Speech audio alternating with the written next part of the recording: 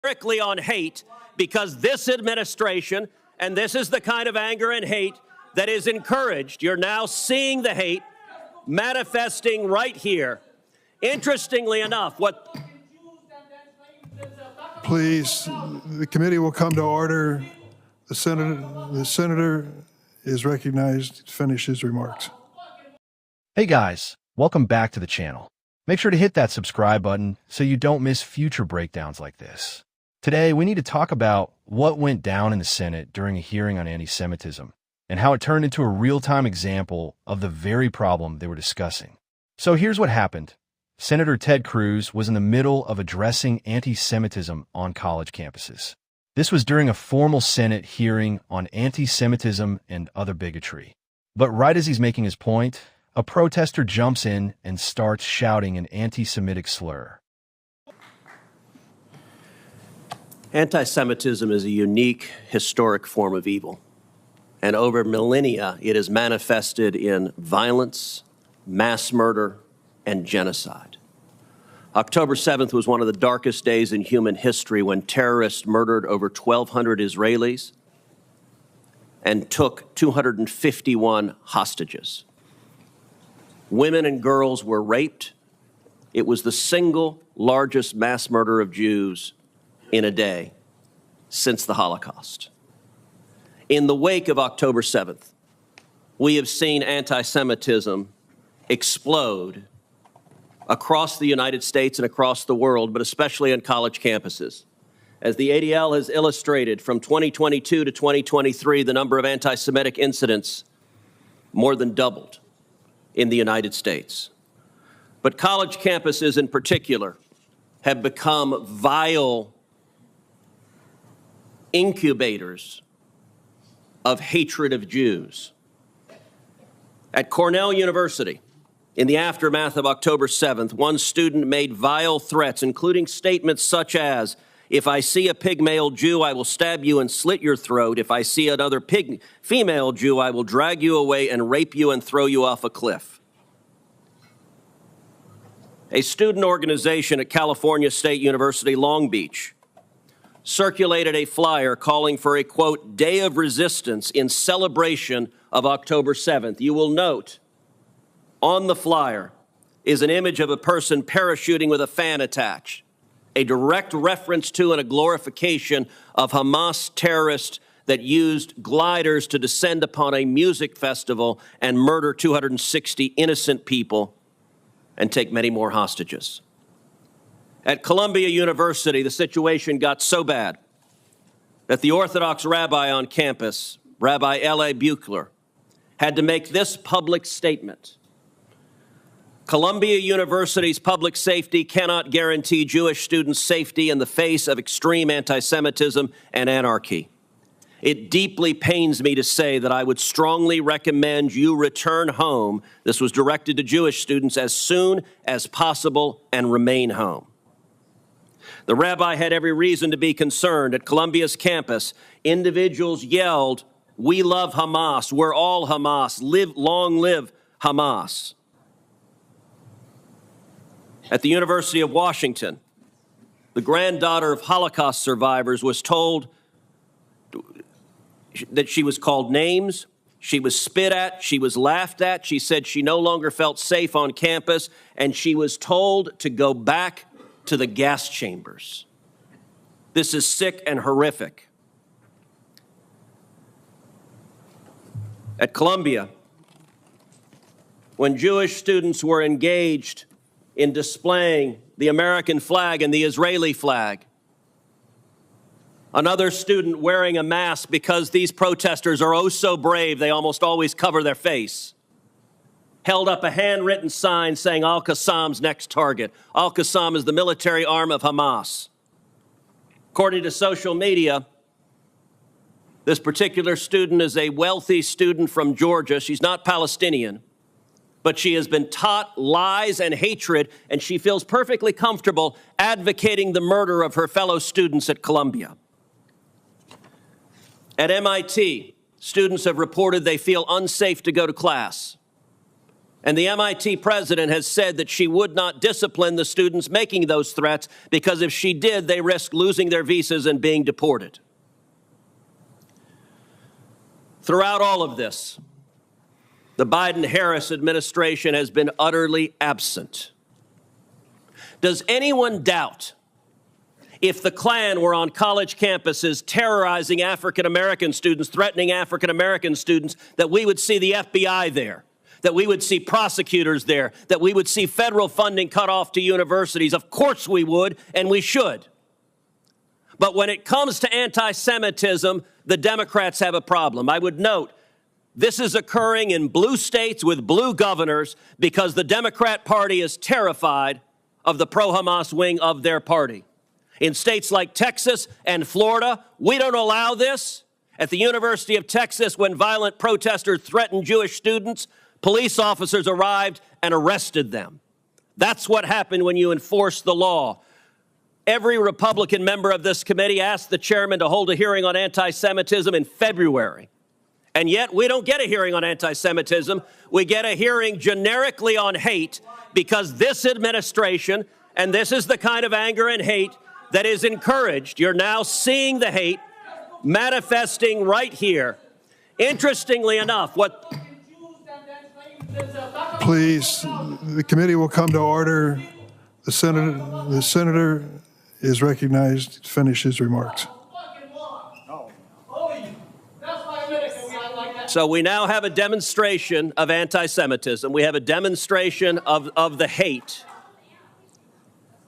Rabbi Goldfelder, let me ask you, has the Biden administration cut off the funding of any of the colleges that have allowed this hate? Have they indicted anyone for funding these violent protests? Have they indicted the people paying for the matching tents? Or have they sat there silently, and have the universities sat there silently while their students are terrified to go to class? They have not indicted anyone. They have not indicted anyone. Has any university had their funding cut off for allowing this sort of violent intimidation? Not a single university. I can tell you this. Next year, Senator's if there is a time has Republican expired. majority on this committee, you will see real leadership. And next year, if there's a Republican administration, you will see people prosecuted for this sort of violence. This is being tolerated with the looking away, the blind eye being turned from this administration and this Department of Justice. And it is utterly disgraceful. And under Title VI, any university that allows this should have their funding cut off. Senator's time has expired. I would make a note for the record. This hearing is about hate. It includes anti-Semitism as well as hatred towards other people. I would also point out that the previous chair of the committee from the other side of the table didn't hold a single hearing on anti-Semitism or hate crimes.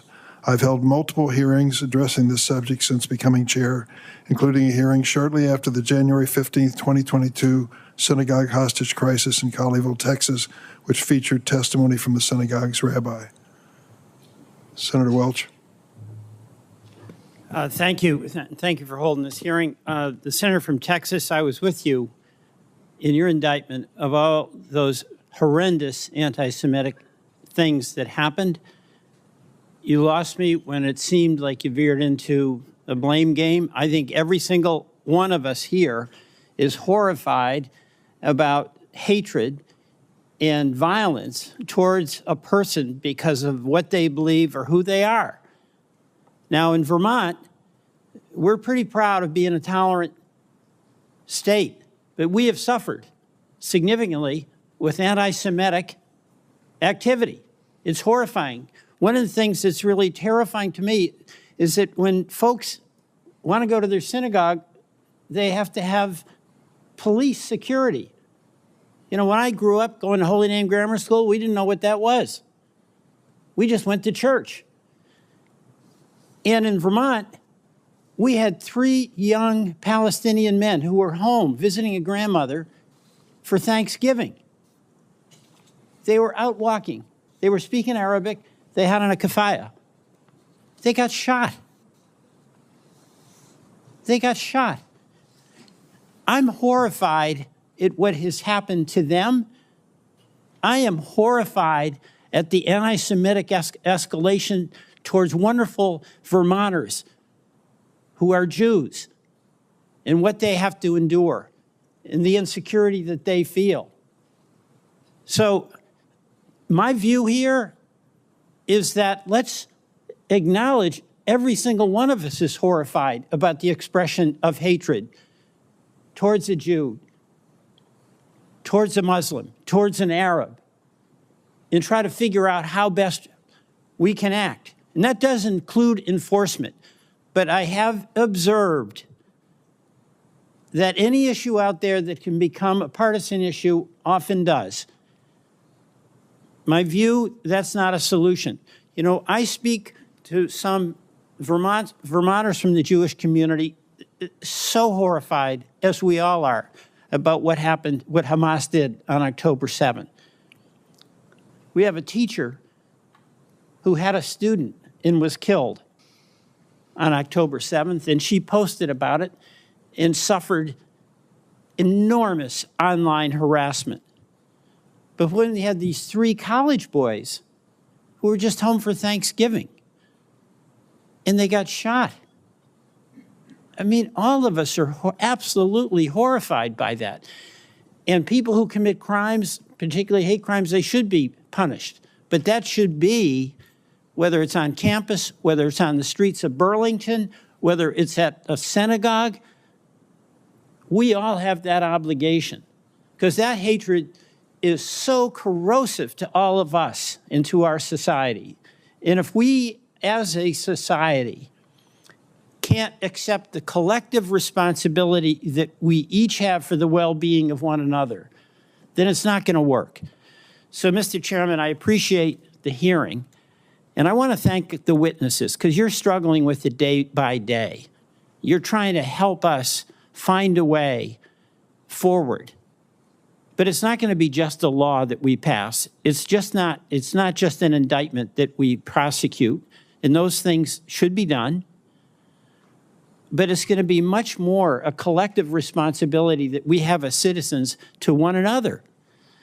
And let me just ask each of you, what do you think? What advice? This incident matters because it highlights something we often overlook. Anti-Semitism isn't just an abstract concept. It's not just something in history books. It's here, now, and it shows itself in the most blatant ways. When someone can't even let a Senate hearing on anti-Semitism take place without hurling slurs, that tells us how deep this issue runs. We've reached a point where acknowledging anti-Semitism gets treated like a crime in itself. Where calling it out sparks outrage instead of reflection. And that should concern every single one of us. Because if we can't even talk about hatred without being drowned out by more hatred, how are we ever going to confront it? The truth is, anti-Semitism doesn't exist in isolation. It's connected to a wider culture of intolerance that wants to divide people, pit groups against each other, and silence discussions that don't fit their narrative. The protester thought they were making some powerful statement, but really, all they did was prove Ted Cruz's point in real time. And here's where I'll leave it. Free speech is one thing, but hate speech masquerading as protest has no place in our civic process. The Senate was trying to address anti-Semitism, and instead of listening, this individual gave everyone in the room and everyone watching a crystal clear picture of the problem. Thanks for tuning in. Don't forget to like this video, leave a comment with your thoughts, and subscribe to the channel for more discussions like this. We need to keep this conversation alive, because silence only lets the hate grow louder.